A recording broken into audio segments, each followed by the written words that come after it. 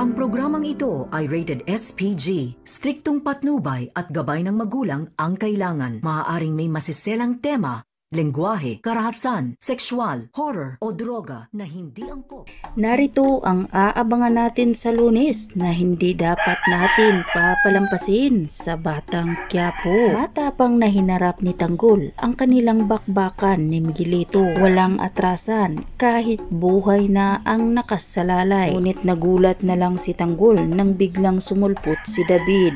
Nagkaharapan ang dalawa at nagkatutukan nga ito ng baril. Ang akala ni Tanggol naroon si David para tustahin siya, ngunit nagkakamali si Tanggol. Naroon si David para balaan si Tanggol na mag-ingat mula kay Miguelito dahil balak nga ni Miguelito na tustahin si Tanggol. Ni David naroon siya para tulungan ang kanyang kuya Tanggol. Biglang dumating si Miguelito at kitang-kita ni Miguelito na nagkaharap ang dalawang magkapatid. Binaril ni Miguelito, mabilis namang nakatago ang dalawa at dito nga pinagkaisahan nila si Miguelito. Ay nilang pinagbabaril si Miguelito, ngunit nakatakas ito. Nakatago si Miguelito sa lumang building. Sinundan naman nila ni Tanggol at David. Agad inutusan ni Miguelito ang kanyang mga tauhan na pagpasok nila ni David at Tanggol na pagbabarilin sila. Dalawang sinundan nila ni David Tanggol na si Miguelito na pumasok sa lumang building. Ngunit sa daming tauhan ni Miguelito,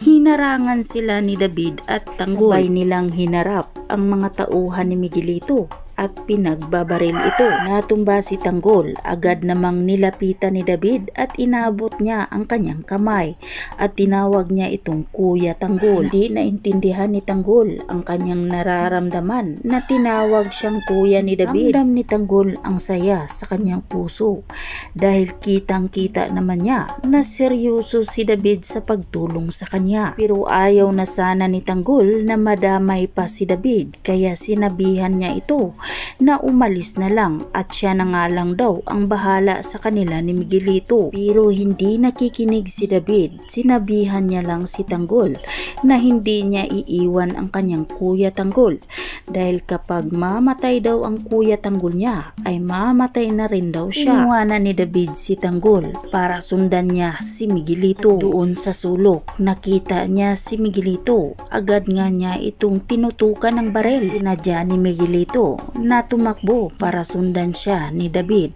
at isa lang pala itong patibong ni Miguelito. Ang hindi alam ni David ay napalibutan na siya sa mga tauhan ni Miguelito. Na corner na nga ngayon si David. Humingi ng tulong si David, ngunit hindi ito naririnig ni Tanggol. Sa galit ni David, natustahin niya si Miguelito. Sa halip, nabaliktad ito dahil si Miguelito nga ang tumusta kay David. Hindi na sinayang ni Miguelito ang kanyang oras. Agad niya itong sinaksak si David. Dugo ang nakahandusay si David sa sahig habang si Miguelito at si Fatima kasama ang kanyang mga tauhan. Dali-dali nga itong tumakas. Habang si Tanggol ay pinuntahan na niya si David kung saan nga ito naroroon. Ngunit gumuho ang kanyang mundo nang makita niya si David na duguan at nakahandusay na ito sa lupa. Napasigaw na lang si Tanggol sa galit at hindi niya alam ang kanyang nararamdaman dahil kung kailan pa nagbago si David ay saka naman siya iniwan. Tuluyan na nga bang magpapaalam si David sa serye? Mga kaibigan, iyan ang ating pakatutukan at aabangan na lang natin ang mga susunod pang mga magaganap dito lang sa FPJ Batang Quiapo. At wag po sana ninyong kalimutan na i-like, i-share at pahingi na rin ng isang subscribe. Maraming salamat sa inyong suporta.